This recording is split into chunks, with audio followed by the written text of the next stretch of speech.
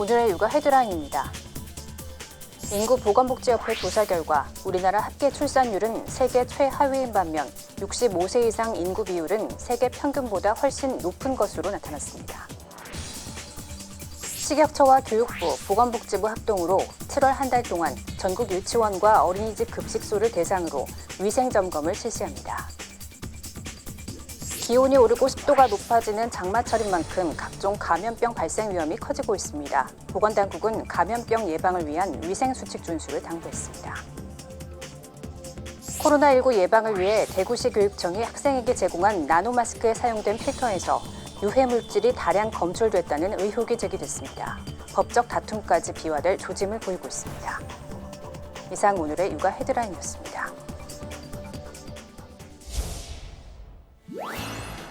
시청자 여러분 안녕하십니까? 육아포커스 아나운서 이지원입니다. 경기도 안산 소재 유치원에서 집단 식중독 사고가 터지고 얼마 지나지 않아 부산의 한 어린이집에서도 집단 식중독 사고가 발생했습니다. 연이어 발생하는 식중독 사고 소식에 걱정이 많으실 텐데요. 또한 기온이 오르고 습해지는 장마철이 시작되면서 식중독을 비롯한 감염병이 증가하는 시기이기도 합니다. 전문가들은 감염병 예방을 위해 반드시 음식물은 익혀서 먹고 요리하기 전 손과 조리기구는 깨끗이 씻고 음식물은 반드시 냉장 보관할 것을 당부했습니다. 감염병 예방수칙 잘 지키셔서 건강 지키시길 바라며 육아포커스 시작하겠습니다. 우리나라 합계 출산율은 세계 최하위인 반면 65세 이상 인구 비율은 세계 평균보다 훨씬 높은 것으로 나타났습니다. 인구보건복지협회가 UN 인구기금과 함께 발간한 2020 세계 인구 현황 보고서 한국어판을 보면 우리나라의 합계 출산율은 1.1명으로 세계에서 가장 낮았습니다. 반면 전체 인구 중 65세 이상 인구가 차지하는 비율은 15.8%로 세계 평균 9.3%보다 훨씬 높았습니다. 또 0세에서 14세 인구 비율은 12.5%로 세계 평균의 절반 수준으로 우리나라보다 낮은 국가는 일본, 싱가포르 뿐이었습니다.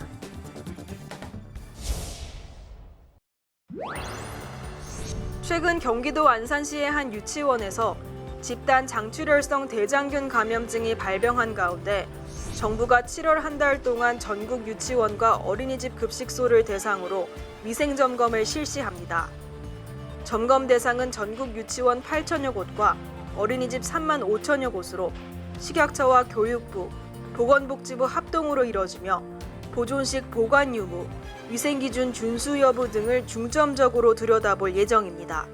또 관계부처 태스크포스를 구성해 점검 결과를 분석한 뒤 급식위생 개선 대책을 마련할 방침입니다.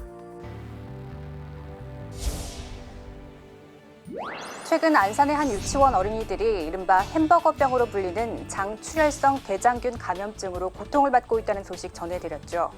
기온이 오르고 습도가 높아지면서 각종 감염병에 걸릴 위험이 높은 시기인데요. 장마철 주의해야 할 감염병에 대해 알아봤습니다. 최근 경기도 안산의 한 유치원에서 집단 발병한 장출혈성 대장균 감염증.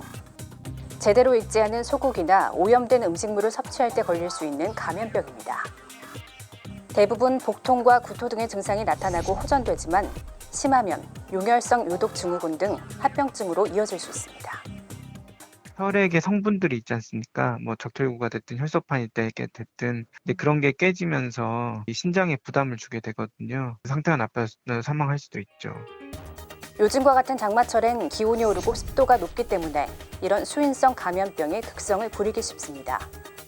수인성 감염병은 이 장출혈성 대장균뿐 아니라 이질, 장티푸스 등과 같은 세균이나 노로바이러스, 로타바이러스, A형 간염 등과 같은 바이러스로 인한 감염병으로 오염된 물이나 음식물이 발병 원인으로 꼽힙니다. 방역당국이 장마철엔 반드시 음식물을 익혀 먹을 것을 권하고 손 씻기 등을 강조하는 이유입니다. 철저한 손 씻기 그리고 안전한 음식물 섭취로 이러한 각종 감염병 예방에 주의해 주실 것을 부탁드립니다.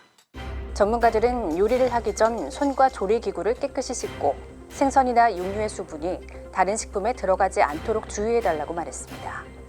또 음식을 먹거나 물을 마시기 전 충분히 가열한 후 섭취하고 음식물은 냉장 보관할 것을 당부했습니다.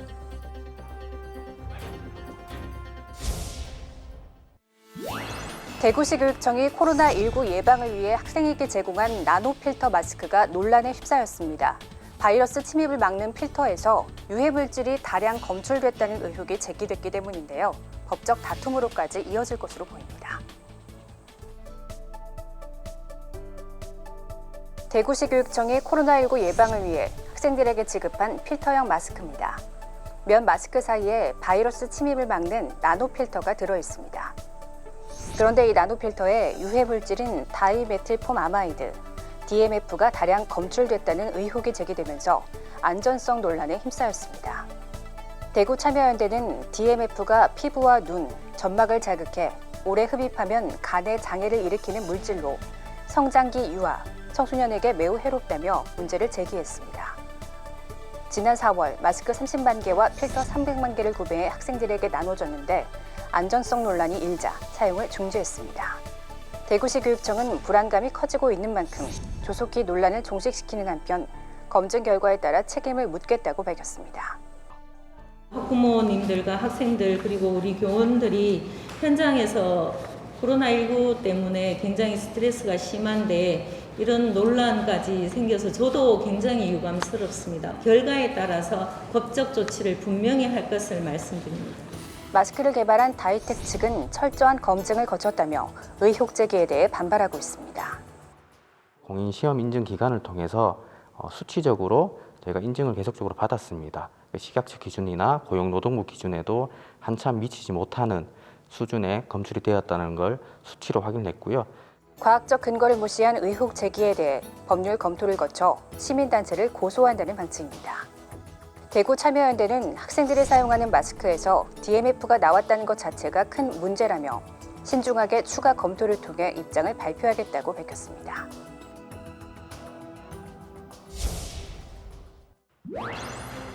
건물 엘리베이터가 새로운 감염 경로로 떠올랐습니다. 경기도 의정부의 아파트에서는 서로 접촉한 적 없던 주민들이 확진되면서 유력한 전파 통로로 지목됐습니다. 아무래도 승강기가 공동 사용의 공간으로서는 물론 가장 유력하기 때문에 앞서 서울 성동구에서는 확진자와 엘리베이터에 단 1분 동안 함께 탔던 주민이 감염되기도 했습니다. 항균 필름을 하는 게 감염 예방 혹은 이제 접촉에 의한 감염을 차단하는데 실제로 도움이 되는지는 우리가 근거를 가지고 말하기 어렵다고 생각합니다. 항균 필름의 주요 성분인 구리 위에서도 바이러스는 4시간까지 살아있을 수 있고 구리를 필름 형태로 만들었을 때 효과는 아직 입증되지 않았다는 겁니다. 엘리베이터는 기본적으로 밀폐된 장소인 만큼 기본 방역 수칙을 지키는 게 가장 중요합니다. 손위생을 통해서 차단을 하는 게 증명이 돼 있기 때문에 원래 저희가 늘 강조하는 마스크 착용과 손위생을 더 잘하시는 게 방역 당국은 예방 수칙을 따라줄 것을 재차 강조했습니다. 코로나19가 장기화되면서 시민들이 느끼는 불안감은 어느 정도일까? 밖에 잘 못 나갈 때 약속 잡으면 사실 서울이니까 좀 어디를 가도 사람이 많잖아요. 근데 그때마다 좀 불안하고 분산 근무를 하고 있는데 다행히 저희 회사는 지금 그 확진자가 안 나와서 잘 대처하고 있는데 빨리 좀 정상으로 됐으면 좋겠어요. 최근 한 설문조사에서도 이른바 코로나 블루의 심각성은 드러납니다. 일반인 220명을 대상으로 한 조사를 보면 코로나19 뉴스나 정보를 접할 때 가장 먼저 드는 감정은 공포보다는 불안이었습니다. 코로나19 장기화로 정신건강 상태가 나빠졌다고 대답한 비율은 62.3%였고 71.8%는 감염될 것이 두려워 주변 사람을 경계하고 의심한 적이 있다고도 답했습니다. 코로나 팬데믹 시대에 살고 있으니까 많은 분들이 매일매일 코로나 관련한 뉴스를 보게 되잖아요. 뭐 자기 주변에서 자기도 모르게 감염된 사람들을 보게 되기 때문에 스트레스가 심하고 코로나 블루를 예방하기 위한 지자체 노력도 이어지고 있습니다. 미술치유 인문학 프로그램 같은 온라인 강좌를 진행하거나 반려식물 키우기 같은 프로그램을 진행하는가 하면 서울시의 경우 예산을 확충해 일반 시민이 심리 상담을 받을 수 있는 홈페이지 서비스를 구축하고 우울 및 자살 예방을 위한 지원 프로그램도 개발하기로 했습니다.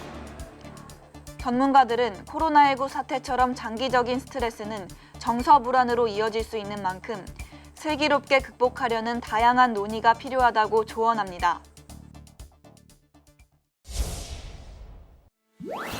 코로나19 사태 속에 전국 주요 해수욕장들이 개장했는데요. 주말을 맞아 해수욕장은 더위를 피하려는 인파로 북적였습니다.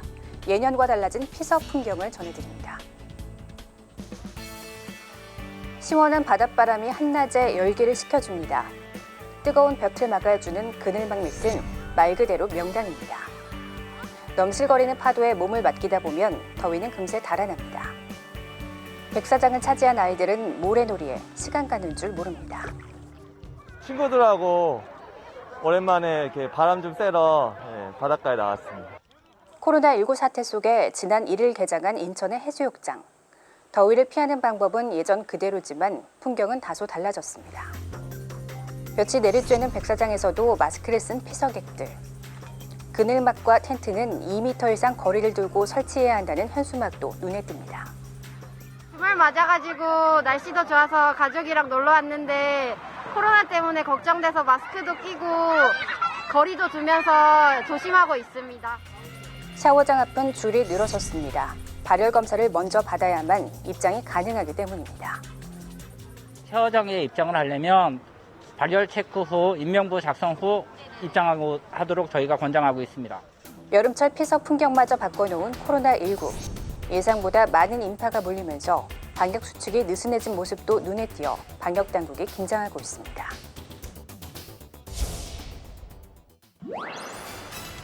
대형마트 가정 간편식 코너. 양성자 씨가 한꺼번에 제품 여러 개를 카트에 담습니다.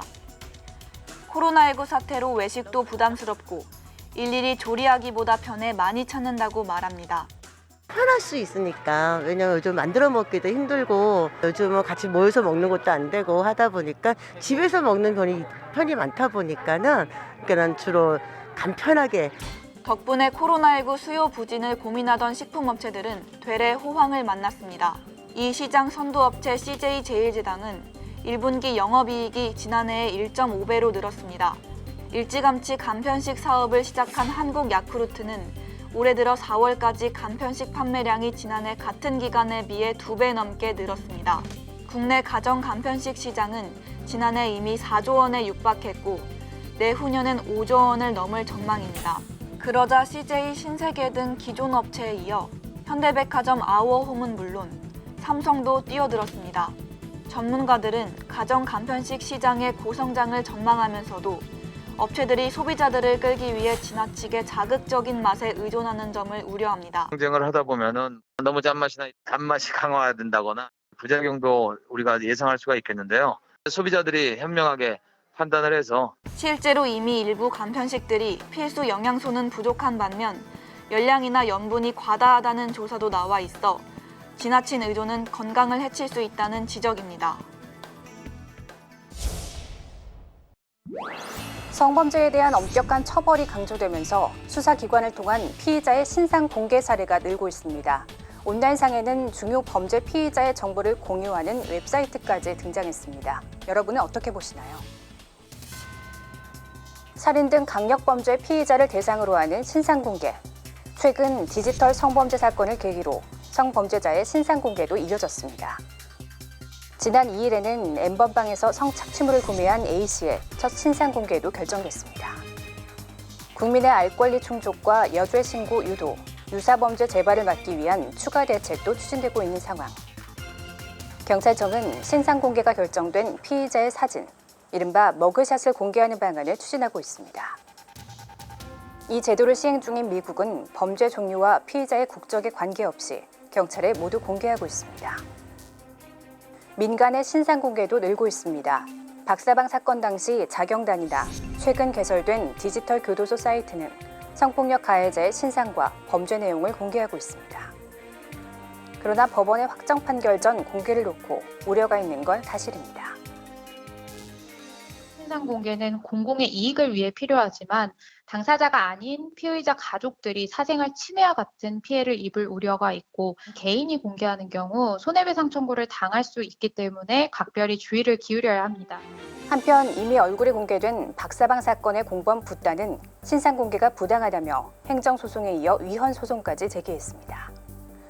향후 신상 공개가 더 늘어날수록 공공의 이익과 피의자의 인권 보호 중 어떤 것이 중요한지 법적인 판단을 요구하는 목소리도 커질 것이란 분석이 나옵니다.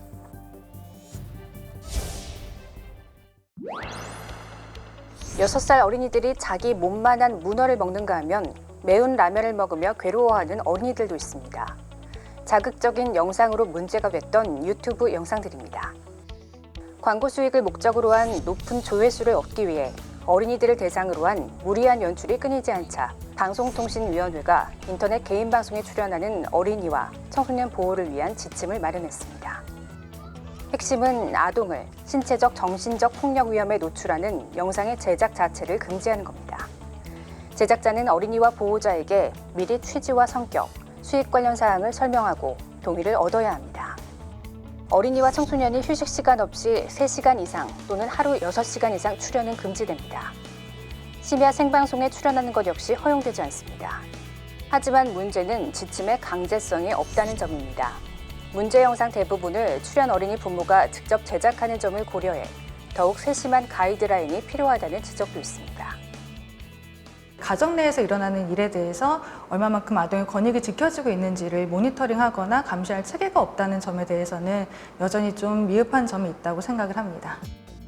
방통위는 출연자와 보호자의 자발적 참여가 핵심인 만큼 지침 홍보에 적극 노력하겠다고 밝혔습니다.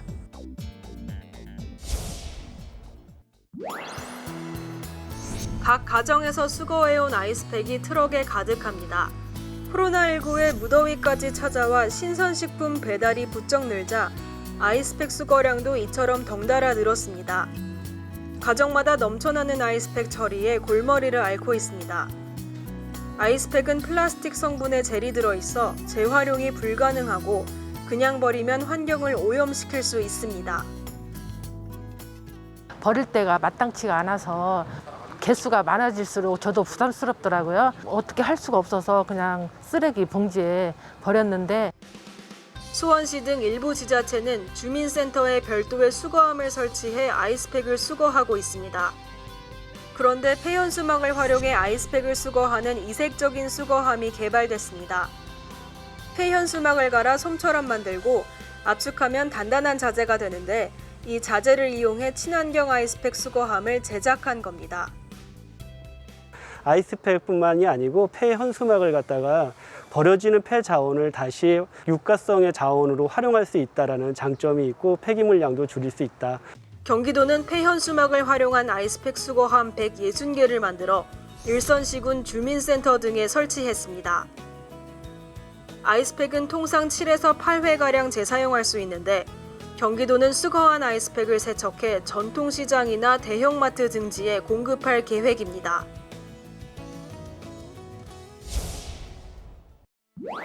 교실 곳곳에 녹색 식물이 자라고 공기 질의 변화를 실시간 확인할 수 있는 친환경 교실이 있습니다. 칠판에 책걸상이 전부인 황량한 기존 교실의 틀을 완전히 바꿔놓을 수 있을 것으로 기대됩니다. 교실 한쪽 벽면에 설치된 수직 정원입니다. 엔젤, 스킨답서스 등 공기를 정화하는 녹색 식물이 자라고 있습니다. 칠판에 책걸상이 전부였던 교실이 숲속 정원처럼 탈바꿈한 겁니다. 녹색 식물은 피로한 눈에 초록빛 휴식을 선사하고 맑은 공기를 충전해 피로감을 덜어줍니다. 식물을 보니까 집중력이 향상되고 공부가 더 잘 되는 것 같아요. 집중력이 매우 향상되고 그러다 보니까 저희가 가르칠 때 매우 힘이 솟구치는 그런 느낌이. 녹색 식물은 낮 동안 이산화탄소의 농도를 낮추고 산소를 공급하기 때문에 실내 공기질이 한층 쾌적합니다. 온습도와 미세먼지, 이산화탄소 농도를 모니터를 통해 실시간 확인해 대처할 수 있습니다. 학생들이 안전한 친환경 교실을 구축하기 위해 한 민간단체가 지원해 설치한 겁니다. 기후환경 변화의 위기 속에서 아이들 스스로 안전하고 깨끗한 친환경 교실을 만드는 것이 이 사업의 목적. 학생들은 녹색 식물을 통해 공기 정화를 체험하고 모니터링하며 대학과 공동 연구를 진행하게 됩니다. 대학에서는 측정기를 활용한 공기질을 모니터링하고 학생들은 실제 교실에서 이루어지는 활동도를 조사 기록해서 후에 연구 결과를 분석하는. 사업이 성공하면 자연과 호흡하는 친환경 교실은 각급 학교로 확대 보급될 전망입니다. 동화는 아이가 처음 접하는 이야기이자 어른이 되어서도 가장 오랫동안 기억에 남는 이야기일 거란 생각이 듭니다. 동화가 언제 들어도 마음이 편해지기 때문에 그런 것 같은데요. 코로나19로 인한 각박한 현실에서 벗어나 동화 한 편 감상해보시는 시간 가져보시길 바랍니다.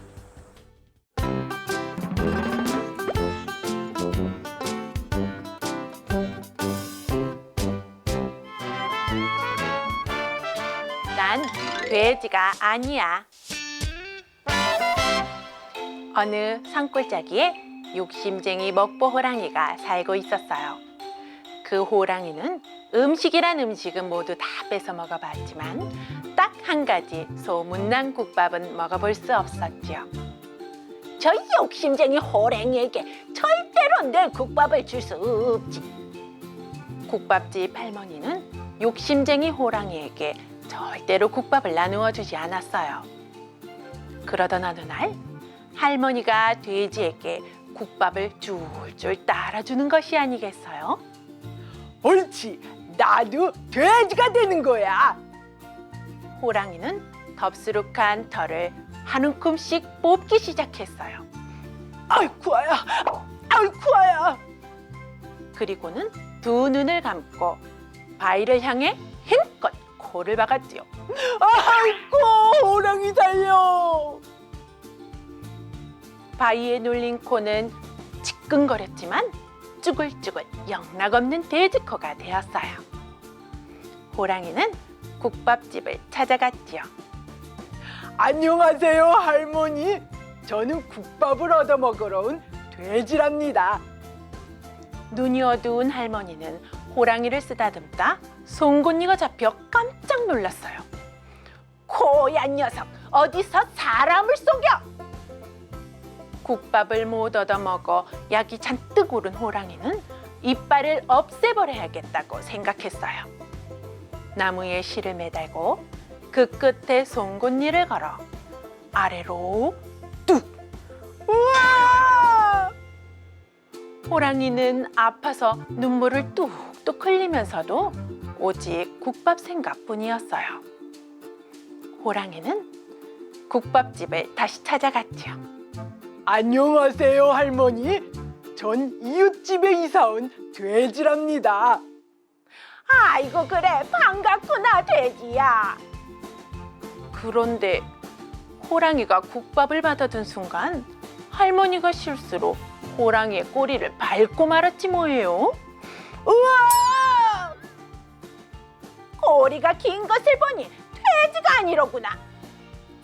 또 쫓겨난 호랑이는 하늘을 향해 소리쳤지요.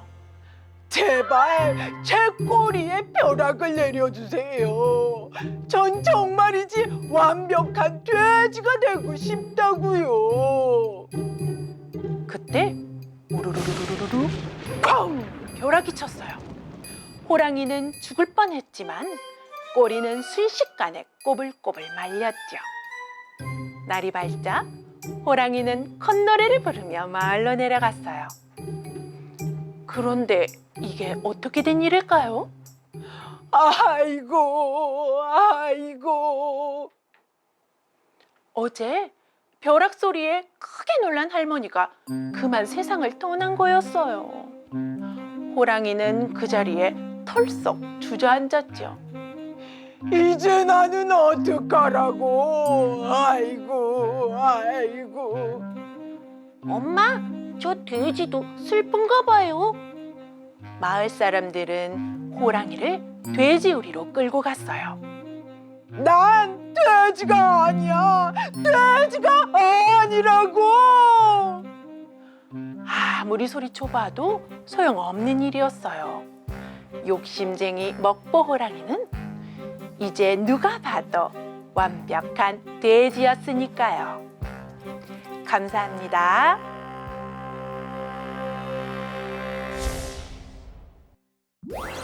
7월도 어느새 중순에 다가서고 있습니다. 매년 같으면 본격적인 여름 휴가철을 앞두고 휴가 계획을 세우며 즐거운 상상에 빠져있을 시기인데요.